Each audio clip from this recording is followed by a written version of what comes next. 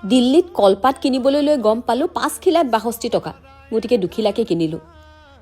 গাঁৱত যে আমি বিচাৰিলে কলপাতখন, বিচাৰিলে পাচলিকেইটা, কিন্তু কি আচৰিত, গাঁৱৰ সেইখিনি মানুহে আহি চহৰত যেতিয়া থাকে আন্তৰিকতাবোৰ সলনি হৈ যায়। ৰাতিপুৱাৰ পৰা গৰুকেইটালৈ মনত পৰি আছিল, গতিকে বিজ্ঞানৰ যুগত ভিডিঅ' কল কৰিয়ে সিহঁতক চালোঁ। বীৰ আৰু যোগীয়ে যে এটা এটা গৰুক নামো দি থৈছে। গৰুকেইটালৈ সিহঁতৰ বিৰাট হেঁপাহ। চহৰত জেতুকাৰ পাত নাথাকিলেও মেহেন্দিৰ কোণ আনি হ'লেও লগালোঁ। উৎসৱৰ এই ৰঙীন বতৰবোৰতহে গম পোৱা যায় চহৰবোৰ যে কিমান নিৰস। বীৰৰ প্ৰেক্টিচলৈ যাবলৈ হৈছিল, গতিকে উবেৰ এখনকে বুক কৰিলোঁ। আজি বিহু বুলি চাদৰ মেখেলাকে পিন্ধি ওলাইছোঁ। তাৰ খেলপথাৰৰ সন্মুখতে গৰু এটা আছিল। ইমান হেঁপাহেৰে আগবাঢ়ি আহিছিল, বীৰৰ কাৰণে নিয়া কলৰ 2টা টাকু দিলোঁ।